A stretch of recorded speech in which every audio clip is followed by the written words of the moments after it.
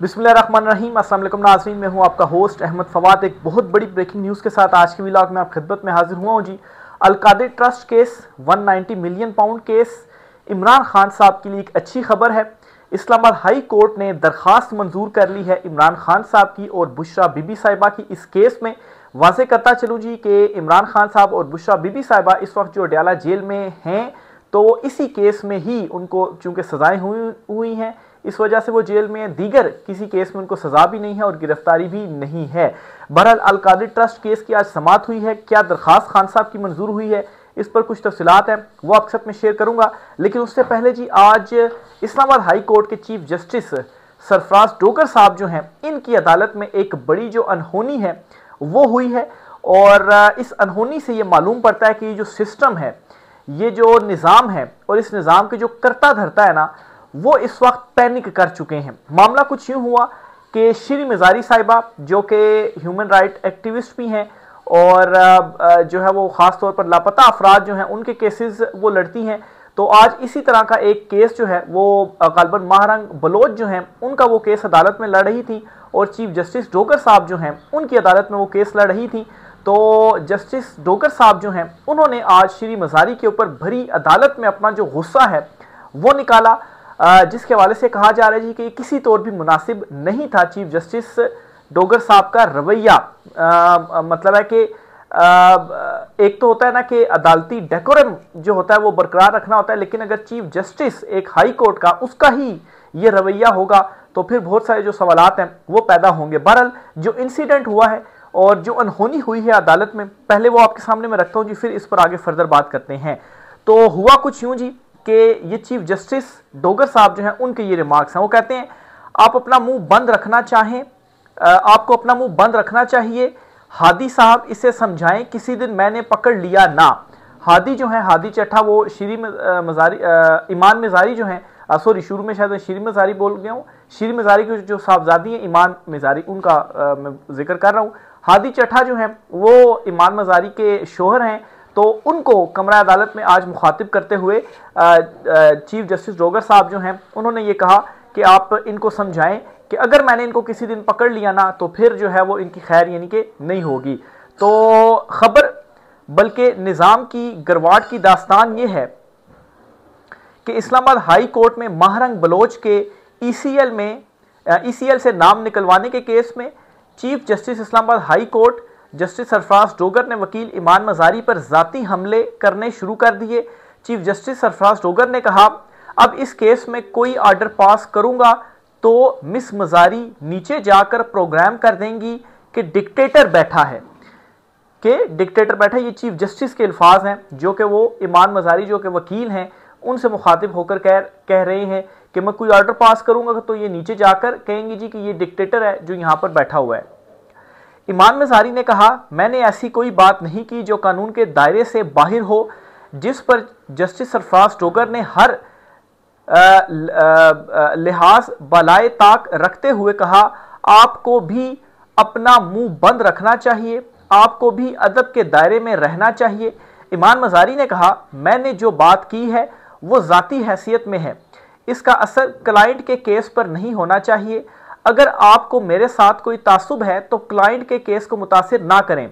मैं यहाँ एक ब्रीफ लेकर आई हूँ, ज़ाती हैसियत में नहीं आई। फिर चीफ जस्टिस सरफराज डोगर जो हैं उन्होंने ये रिमार्क्स दिए कि आपने कमेंट कर दिया है कि मैं जज नहीं डिक्टेटर बैठा हुआ हूँ, क्यों ना आपके खिलाफ तौहीन अदालत की कार्रवाई शुरू की जाए।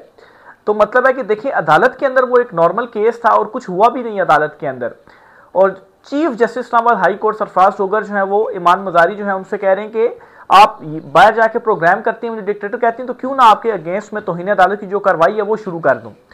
ईमान मज़ारी ने कहा, मैंने कोई बात कानून और आइन से बाहर नहीं की, अगर आप तौहीन अदालत की कार्रवाई करना चाहते हैं ज़रूर करें, मुझे आइन ने आज़ादी इज़हार राय दी है, मैंने वही इस्तेमाल किया है। चीफ जस्टिस डोगर ने ईमान मज़ारी के खावन एडवोकेट हादी अली चट्ठा को मुखातिब करते हुए कहा, हादी साहब समझाएं इसे, किसी दिन मैंने पकड़ लिया ना, इस पर पकड़ लिया ना। तो एक तरह से धमकाना आप इसको कह लें, यानी कि अदालत के अंदर इस किस्म के जो आज अनफॉर्चुनेटली ये जो चीज़ है वो हुई। अच्छा, जब ये उन्होंने कहा तो इमाम मजारी ने कहा अगर ये स्टेज आ गई है कि अदालतें वकला को धमकी देंगी तो कर ले तौहीन अदालत, तो खैर उन्होंने खुद भी एंड पे धमकी का कह दिया और कहा कि फिर आप कर ले तौहीन अदालत। तो ये एक एग्जाम्पल आपको दे रहा हूं। और इससे चूंकि चीफ जस्टिस सरफराज डोगर जो हैं वो 26वीं तरमीम से ही मुस्तफीद हुए, लाहौर हाई कोर्ट से ये 15वें नंबर के जज थे, फिर उसके बाद इस्लामाबाद हाई कोर्ट में आए और जूनियर थे, और chief justice Mohsin Akhtar Kiani senior थे, लेकिन फिर 26वीं तरमीम और फिर उसके बाद इनको चीफ जस्टिस जो है वो बना दिया गया। तो ज़ाहिर सी बात है इस निज़ाम से मुस्तफीद हुए ये चीफ जस्टिस हैं। तो बहरहाल जी ये आज जो कुछ हुआ, जो सारा इंसिडेंट मैंने आपको रिपोर्ट किया, इससे क्या अंदाज़ा होता है या इससे क्या तासुर मिलता है कि ये जो सिस्टम है ना ये पैनिक कर गया है। क्योंकि जिस तरह से सोचा गया था इमरान खान साहब के हवाले से, या जो लोग डट गए हैं कि ये तो नहीं डट पाएंगे और हम निज़ाम के ऊपर कंट्रोल कर लेंगे, काबू कर लेंगे और अपनी मर्जी से हुकूमत करेंगे, लेकिन इनकी नाअहलियाँ ये हैं कि आप हुकूमत की नाअहलियाँ देख लें, माशी सूरत हाल देख लें, बेरोज़गारी देख लें, ये बढ़ती जा रही है। और इसी वजह से इनके ऊपर जो दबाव है जी वो भी बढ़ता जा रहा है, क्योंकि चीज़ें इनके हाथ से, जितना ये कंट्रोल करने की कोशिश कर रहे हैं, चीज़ें उनके हाथ से फिसलती जा रही हैं। और ये बात सबको मालूम है कि अगर इमरान खान साहब बाहर आ गए और अगर ये 26वीं तरमीम रिवर्स होती है तो फिर ये जितने भी सारे जजेस हैं सारे रिवर्स होंगे, फिर सबकी कुर्सियाँ जाएंगी। जस्टिस डोगर साहब की भी फिर कुर्सी चली जाएगी, चीफ जस्टिस या अफसरी साहब की भी कुर्सी जो है वो चली जाएगी, और फिर जिस तरह से एक तरीकाकार चलता आ रहा था फिर उसी तरह से चीफ जस्टिस की जो तैनाती है वो होगी। तो बहरहाल कहने का मकसद ये है कि आज ये ज़रूरत क्यों पेश आई, क्योंकि मतलब है कि निज़ाम पैनिक कर गया है, फ्रस्ट्रेशन है निज़ाम के अंदर, माहौल के अंदर घुटन है, और ये उसी चीज़ का ही मैं समझता हूँ कि आज ये जो इजहार है वो हुआ है। दूसरी तरफ से इमाम मजारी हैं, कमरा अदालत में तो उन्होंने कोई ऐसे अल्फाज नहीं कहे, बड़े तहम्मुल से जो है वो खड़ी भी रहीं, और डोगर साहब चीफ जस्टिस डोगर साहब जो हैं उन्हीं की तरफ से आगाज़ हुआ और फिर ये जो जवाब है वो दिया गया। अब इस पर यह भी कहा जा रहा है जी कि कोई मुहज़्ज़िब जहन ये तस्लीम करेगा कि ये अल्फाज इस्लामाबाद हाई कोर्ट के चीफ जस्टिस के हैं, इनका मयार और लफ्ज़ों का चुनाव वाज़े अप्रोच वाज़े करता है। तो इनसे पहले होते थे चीफ जस्टिस अतर मिनल्ला साहब इस्लामाबाद हाई कोर्ट में, जब मैं इस्लामाबाद हाई कोर्ट कवर करता था, फिर उसके बाद चीफ जस्टिस बने आमिर फारूक साहब। अब दोनों जो जजेस हैं वो सुप्रीम कोर्ट में हैं। तो चीफ जस्टिस अतर मिनल्ला साहब के ऊपर भी इससे सख्त जो तनकीद है वो हुई है, लेकिन आज तक इस तरह की जो चीज़ है वो उनकी तरफ से सामने नहीं आई। तो बहरहाल जी कोई भी ये मतलब एक चीफ जस्टिस हैं, अगर तनकीद हो भी रही है तो उसको एक्सेप्ट किया जाना चाहिए, और आप आइन और कानून के मुताबिक जो फैसले जो चीज़ें हैं वो करते रहना चाहिए।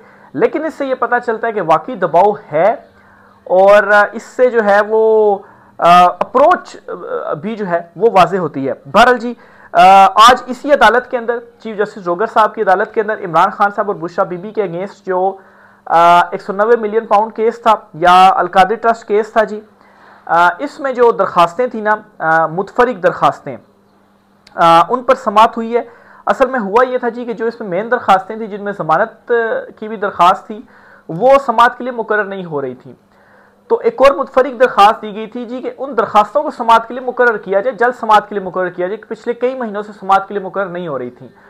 तो उन दरखास्तों के ऊपर समाअत थी, और इसमें यह खबर है जी कि चीफ जस्टिस डोगर साहब ने ये अहकामात दिए हैं जी, इमरान खान साहब और बुशरा बीबी की जो ये सज़ा मोतली की दरखास्तें हैं जी, ये जल्द समाअत के लिए मुकर्रर कर दी जाएं। इस्लामाबाद हाई कोर्ट की 190 मिलियन पाउंड केस में इमरान खान और बुशरा बीबी की सज़ा मोतली दरखास्तें जल्द समाअत के लिए मुकर्रर करने की हिदायत चीफ जस्टिस सरफराज डोगर और जस्टिस मोहम्मद आजम खान पर मुश्तमिल डिवीजन बेंच ने जल्द समाअत की मुतफरिक दरखास्तों पर समाअत की।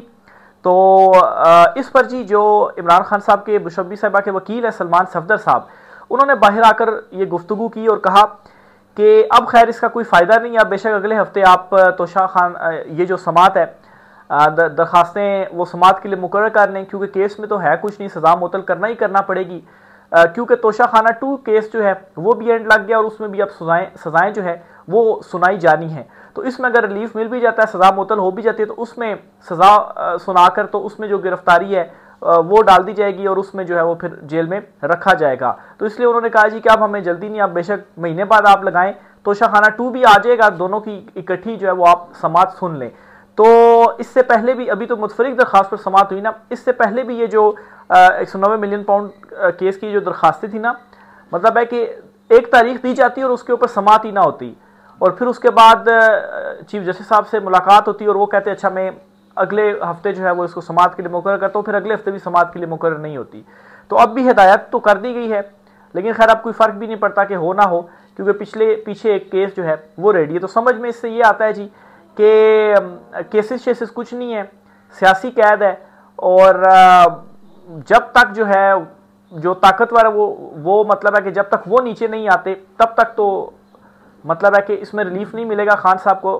और या तो फिर दूसरे लफ्ज़ों में ये कि जब वो चाहेंगे कि दे दिया जाए तब दे दिया जाएगा, या दूसरे लफ्ज़ों में ये कि इमरान खान साहब जीत जाएँ, उनको दबा ले, तो फिर उसके बाद खान साहब जो है वो बाहर आ सकते हैं।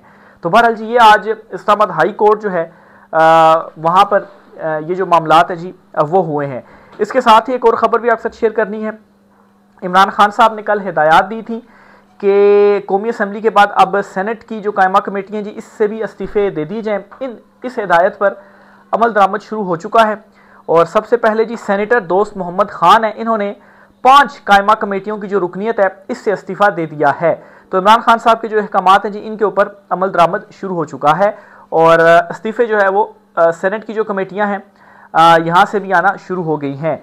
आखिरी जो खबर आपके साथ शेयर करनी है वो जस्टिस मंसूर अली शाह साहब के हवाले से है, क्योंकि सुप्रीम कोर्ट में भी काफ़ी मामला चल रहे हैं आज़ाद जजेस के दरमियान और 26वीं तरमीम वाले जो जजेस हैं उनके दरमियान। इस मामला कुछ हुआ है जी कि जस्टिस मंसूर अली शाह साहब का पिछले दिनों एक लेटर सामने आया था, वो मैंने रिपोर्ट किया था कि उस लेटर में उन्होंने क्या क्या चीज़ें जो है वो कही थी, बहुत सारे सवालात उठाए थे, रूल्स के ऊपर भी सवालात उठाए थे। बहरहाल जी आज की खबर ये है कि NOC जारी नहीं किया चीफ जस्टिस या अफरीदी साहब ने जस्टिस मंसूर अली शाह साहब को। बेसिकली बैरून मुल्क एक इंटरनेशनल यूनिवर्सिटी ने जो है वो जस्टिस मंसूर अली शाह साहब को इनवाइट किया था खिताब वगैरह करने के लिए, किसी इवेंट वगैरह के लिए। तो उसके लिए NOC ज़रूरी था, क्योंकि रूल्स में अब NOC ज़रूरी कर दिया गया है कि आप चीफ जस्टिस की इजाज़त लेंगे और उसके बाद ही आप जा पाएंगे। तो NOC जारी नहीं किया चीफ जस्टिस या अफरीदी साहब ने जस्टिस मंसूर अली शाह साहब को। तो बुनियादी तौर पर लेटर में भी यही था कि ये आप कैसा कर सकते हैं कि चीफ जस्टिस इजाज़त देगा, NOC देगा तो आप जाएंगे। ये इस तरह से तो नहीं होना चाहिए था, क्योंकि पहले इस तरह से नहीं है। अब 26वीं तरमीम के बाद चीफ जस्टिस या अफरीदी साहब जो आए हैं, तो उनके साथ अगर जिस तरीके से हम आज़ाद जजेस डट गए हैं तो हमें तो NOC जारी नहीं करेंगे। और फिर उसके बाद ये भी कहा जा रहा है जी कि आखिर जस्टिस मंसूर अली शाह साहब क्यों आईनी बेंच के सरबराह तो जस्टिस अमीनुद्दीन खान साहब हैं। तो मसला ये है कि वो जो यूनिवर्सिटी है वो जस्टिस अमीनुद्दीन खान साहब को क्यों नहीं बुलाती, वो जस्टिस मंसूर अली शाह साहब को ही क्यों बुलाती है। शायद वो भी समझदार है, उसको भी शायद ये मालूम है यूनिवर्सिटी वालों को या उस पैनल को जो जस्टिस मंसूर अली शाह साहब को बुलाती है कि 26वीं तरमीम वाले कौन से जजेस हैं और 26वीं तरमीम के बाद आईनी बेंच के सरबराह जो है वो कौन बने और किस तरीके से बने और असल में आज़ाद जजेस कौन है, तो उनको मालूम है कि किसको बुलाना चाहिए। इस वजह से वो जस्टिस मंसूर अली शाह साहब को ही जो है वो बुलाते हैं। तो खैर अगर ये चीज़ है कि उसको क्यों बुलाते हैं, उसको क्यों नहीं बुलाते, तो ये तो फिर और भी ज़्यादा अनफॉर्चुनेट है। बहरहाल लेटर जो जस्टिस मंसूर अली शाह साहब का एक सामने आया था ना, उसकी भी असल जो वजह मालूम पड़ती है वो भी यही है कि NOC जारी नहीं किया गया। तो उन्होंने भी गुस्से में आके फिर जो लेटर है जी वो लिख दिया जी कि देखिए ये रूल्स जो हैं वो इस तरह से नहीं है। इस पर चीफ जस्टिस जो है वो उनकी तरफ से इस तरह से भी रिप्लाई आया जी कि ये जो छुट्टियां हैं ना जो NOC आपने लेना है, ये एक तो वो है ना कि जो आपकी सालाना छुट्टियां हैं, उन सालाना छुट्टियों के दौरान आपने जो है वो NOC नहीं लेना। जो आपके वर्किंग महीने होंगे उनमें आपने जो NOC है वो लाजमी लेना है। तो बहरहाल जी खींचातानी चल रही है, लेकिन अपने ही मामलात के हवाले से जो खींचातानी है वो चल रही है। तो जस्टिस मंसूर अली शाह साहब आज उनके साथ जो है वो बहुत सारे लोग इस तरह से भी खड़े होकर कह रहे हैं कि ये आज़ाद जज हैं और ये जो है वो 26वीं तरमीम के अगेंस्ट भी बोल रहे हैं। लेकिन मेरे ख्याल से सुप्रीम कोर्ट ऑफ पाकिस्तान के साबिक चीफ जस्टिस उमर अता बंदयाल साहब ने जो 90 दिन में इंतखाबात वाला फैसला दिया था ना, असल चीज़ें वहाँ से शुरू हुई थी, क्योंकि वो पहला फैसला था जिसके ऊपर इंप्लीमेंट नहीं किया इलेक्शन कमीशन ने। और जस्टिस अतरमुल्लाह और जस्टिस मंसूर अली शाह साहब जो हैं वो उस टाइम उनके मुखालिफ जो है वो खड़े हुए थे, और फिर उसके बाद अपने साथ भी वही चीज़ें हुई हैं। तो अब खैर वो कहते हैं कि लड़ाई के बाद अगर कोई मौका याद आ जाए तो फिर उसका तो जो है वो कोई फ़ायदा नहीं होता। तो अब तो हो चुका है सब कुछ, अब लेटर्स आए, जो भी चीज़ें आए उससे क्या जो है वो फ़र्क पड़ता है। तो बहरहाल जी आज कुछ इंपॉर्टेंट डिटेल्स थी, राय का साथ कीजिएगा। आज के व्लॉग से इतना ही, इजाज़त दीजिए, अल्लाह हाफिज़।